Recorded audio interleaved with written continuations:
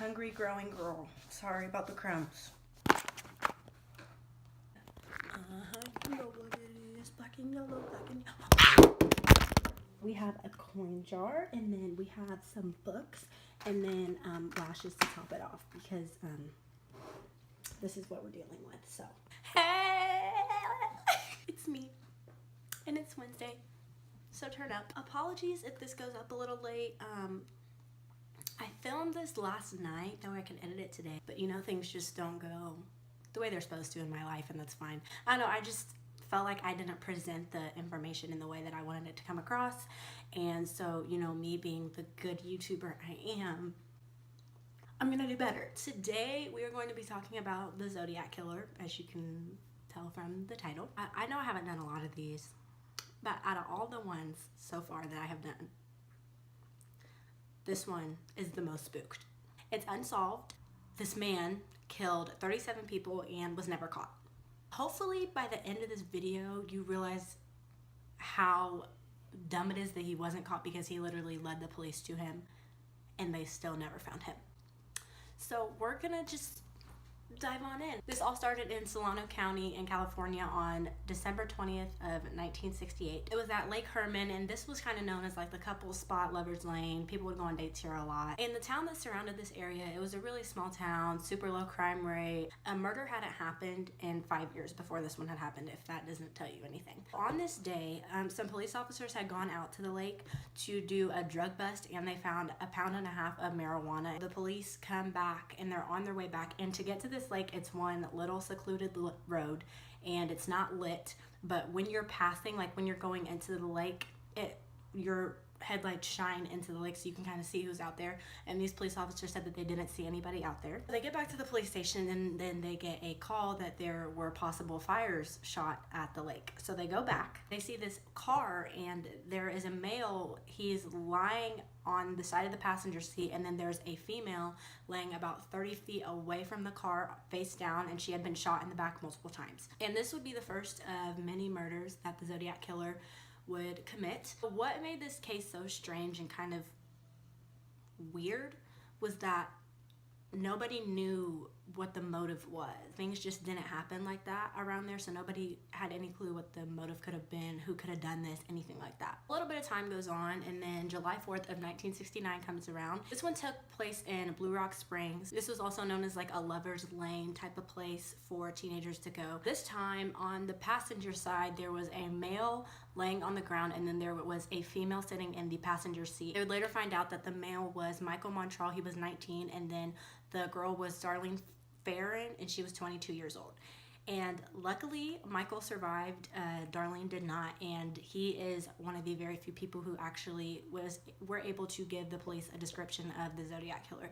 He said he was tall and described him as like a plain man, if that makes sense, and he said that he had black curly hair. The ambulance comes and they put them in the ambulance. They had an investigator go in the ambulance with them to kind of see like maybe they could get a possible statement.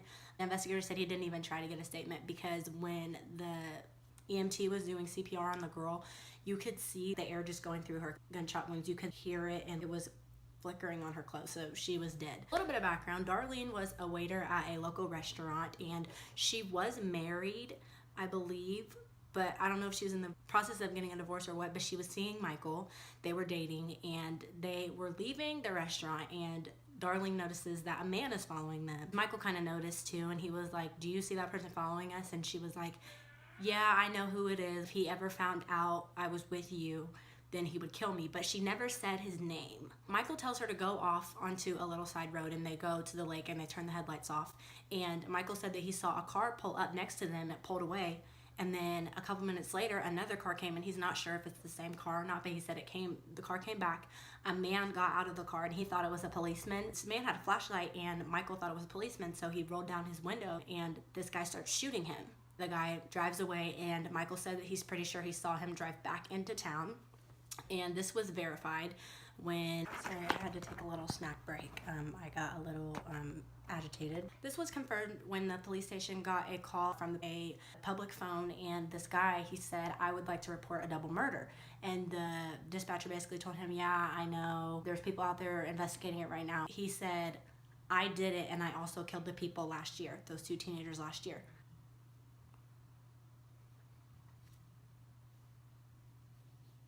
This is only the beginning. He leaves the phone off the hook, so they have people around town searching for public phones off the hook, and they found it, and that's when they found out it was 5 blocks away from the police station, and they weren't able to get any fingerprints just because it was a public phone. On September 27th of 1969, the next murder took place at Lake Berryessa in Napa County, California.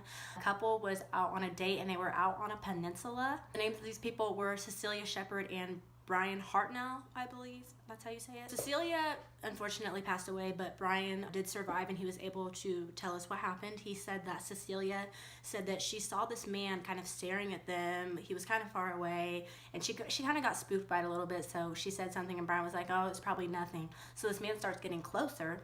Brian said that he had on an execution-style mask.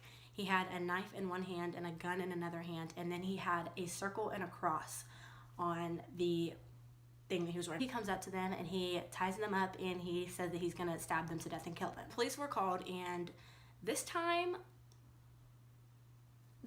the Zodiac Killer made himself very known. There was no doubt that he was there. And what was so weird about this one was on the side of Brian's car door, I'll put a picture of it in here, it had all the dates of all the murders that had happened. It had the time of that day, and then it said by knife, and then it had the Zodiac sign. So he was telling them how he was killing people. I don't get it. To add on to the creepiness and spookiness of this case, the San Francisco Chronicle received a letter, and it said that it was from the Zodiac Killer, and he said that he wanted all of his letters to be published in the paper, and if they weren't, he was going to go on a killing rampage. At first, his letters were like codes. They were 8 lines long, and each line had 17 characters in it. To this day, only one of them has been decoded. I think it was a high school teacher, and his wife just sat down one day and decoded it, and the one that they decoded had his motive in it, and he said that the reason is he kills is because killing is the most dangerous game in the world. He also stated that if these letters were decoded, that it would basically lead the police right to the Zodiac Killer. On October 11th of 1969 in downtown San Francisco, a cab driver by the name of Paul Stein picked up a man from a hotel, and he started to drive for about 10 minutes, and this man told him to pull over, just to stop. So Paul stopped, and this man proceeded to shoot him in the head. As this was going on, there was a girl sitting in her house looking out her window, and she saw the whole thing. She was able to give us a sketch and a description of this man. He was walking away. So literally right after they had drew up a description or sketch of this, police were already like on their way to the scene, and they said they saw a man walking from the direction of the crime scene, and he looked exactly like the sketch. They pulled over and talked to him and asked him if he had seen anything suspicious, and he said something not even irrelevant to what happened. He said that he saw a car run into a building, so maybe this was a trick, and people to this day still think that the police just let the Zodiac Killer kind of slip through their hands. There would later be more evidence on to show that the sketch was accurate. The Chronicle got a letter 3 days later. It basically stated the details of the murder. He said that the police let him slip through their hands and that they could have caught him. This is when they were for sure that this was not just somebody playing jokes on them, because in the letter they also received a bloody piece of Paul Stein's clothing. He also says that his next victims are going to be just school children, and that he's going to shoot up a bus or bomb a bus or something like that, and he draws out this diagram of how he's going to bomb, what the bomb's going to be like. After this, they had planes following school buses, they had people patrolling school bus stops, and luckily this threat never was accomplished and actually went through, whether he just got scared or just never really attempted to do it and just did it to scare people. At this point, all around the country, police were competing to solve this case, because they knew that whatever detective solved this case would be a hero and probably the best detective anywhere. They were able to figure out whoever was doing this was very, very intelligent. On March 22nd of 1970, Kathleen Jones, who was pregnant at the time, and her other child, baby, were driving on the highway, and a car pulled up next to them and motioned them to pull over to the side of the road. So I don't know why she listened, but she did. She pulled over, and this man proceeded to tell her that her tire was loose and that he was going to fix it for her. Well, in reality, her tire was not loose. Her tire was fine. And he loosened it, and she started driving for a couple feet, and the tire fell off.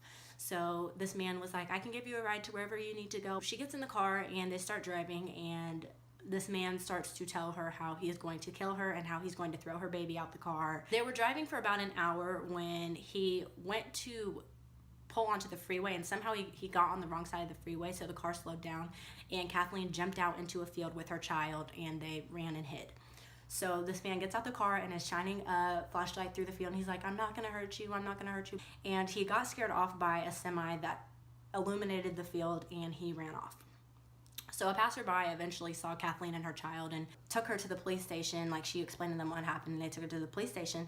By this time, the sketch of this man was everywhere. So obviously it was hanging up in the police station, and Kathleen looks at it and she said, that's him. That's the man that took me. Okay, the next day, another letter came in, and it basically talked about his encounter with Kathleen and how he was going to stop writing, but he was not going to stop killing, and that he, obviously since they hadn't caught him now, he could just kill and make it look like an accident. The last letter was written in January of 1974, and it talked about the movie The Exorcist. I've never seen it, and I honestly didn't even bother to look it up, just because from the title of the movie, you can just tell it's demented and twisted. At the bottom of this letter, he signs the letter with the Zodiac sign, and he says, Zodiac 37, Police Department 0. During this whole investigation, they were only able to really find one suspect who they really truly believed could have been the Zodiac Killer, and I personally believe is the Zodiac Killer. His name is Arthur Lee Allen. On the day of the murder of the two kids that were stabbed, Brian and Cecilia, he told his family he was going out to the lake, and when he came back, he was covered in blood, and he had a bloody knife in the front seat of his car. They were stabbed to death. Police interviewed him, and he said the reason that he was bloody was because he was gonna go scuba diving, but he ended up going somewhere else, and he saw this family, and they were cutting up this chicken, and he was helping them, and he ate with them. 2 years later, a friend of Alan basically tells the police that Arthur always talked about how he wanted to hunt human beings, and that if he were to ever hunt human beings, he would call himself the Zodiac. This gave investigators reason to question him for a second time, and one of the very first things that Arthur said was that his favorite book was The Most Dangerous Game. And if you remember, the motive for killing was, he said he killed because it was the most dangerous game in the world to play. When am I ever going to pull it together and just be able to say everything that I need to say the first time? In this book, The Most Dangerous Game, it's about this guy who kills these couples, and he carries a bow and arrow and a knife. And that's all, hopefully. They noticed he wore a watch, and on the watch it had the circle and the cross in it, and the name of the company was Zodiac. So this gave investigators reason to search his trailer, and when they searched his trailer, they found dead small animals, bloody knives, just weird stuff. But none of this really directly connected him to any of the cases, I guess, which I don't understand why. I feel like that's enough to arrest somebody, but it wasn't, so he got away. Whoever killed Paul Stein, the cab driver, they left fingerprints and blood. So what cleared Arthur's name really was that these fingerprints did not match his. Maybe he was wearing fake hands. What if he was wearing... His name was cleared in 1973, and then in September of 1974, he was arrested for a child molestation charge, and he spent about 3 years in prison. And during this 3 years, the letters did stop. After he was released, about 6 months after he was, the Chronicle got another letter, and it said, I'm back. Basically, after this, the cases kind of went cold just because there wasn't enough evidence. There weren't really any, what's it called? Witnesses. 13 years fast forward, a man by the name of Ralph Spunley was doing time in prison, and he went up to a police guard and said he had information about Arthur Lee Allen. So what this man told the police is that Arthur came to his strip club, and Arthur told him that he wanted to be a bodyguard for him, and Spunley kind of just shoot him off. He was like, no, I don't really need you. And then Arthur was like, let me prove it to you. I'm going to do something really big tomorrow. And then the next day, those two children were stabbed, and he came back and he was like, I did something big. Well, he wasn't really specific, but he was like, I did something big. Like, I promise you I can be a good bodyguard. Back to the second murder that happened with the girl in the front seat. They made Arthur a suspect again, and they were like, okay, we're going to do a lineup. since Michael is really one of the only people, is the only person that can identify the Zodiac Killer and saw his face, we are going to do a lineup. So they did a photo lineup, and it took Michael under 20 seconds to identify Arthur as the killer. And the investigators asked him, they said, how do you know it's him? Like, how are you so sure after all this time? And like, for me, I feel like if someone tried to kill me, you would never forget that face. And that's exactly what he said. He said, I can never, ever forget that face. This gave police a reason to search Arthur's home again, and this time they found formulas for bombs. They found a bunch of stuff about the Zodiac Killer, newspaper articles, videos about the Zodiac Killer, and this wasn't enough reason again to arrest him, so he got away. But they did interrogate him one more time, and they kept on asking him if he was the Zodiac Killer, and he was like, who's that? I don't know who you're talking about. Who's that? In August of 1992, a man by the name of George Bob Wartgitz decided to reopen the case and try to build a case against Arthur Lee Allen as the Zodiac Killer. He got a call from a police officer, and they asked him, he was like, hey, are you still investigating Arthur Lee Allen? And he was like, yeah, why? He said, that's funny because I'm in his house right now and he's dead. He died of a heart attack.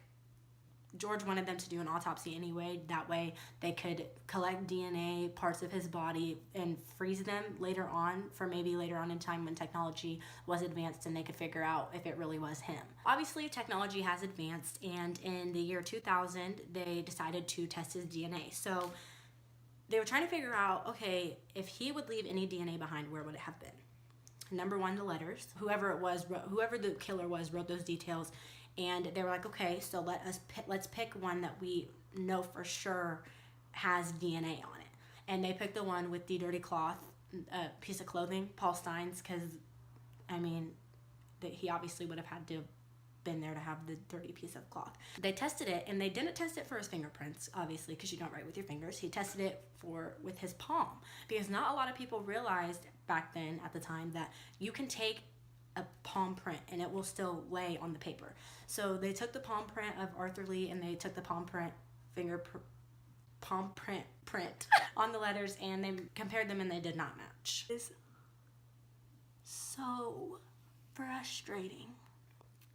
Everything points to him except for the forensics. Everything else points to him. I can't. I'm so shook. To this day, the police department in San Francisco still gets tips about the Zodiac Killer every single day. There are still people out there trying to figure out who it is. And hopefully this man is caught one day. I mean, maybe it was Alan and he just had people write the letters for him. Because when they did a handwriting analysis on him, they didn't match.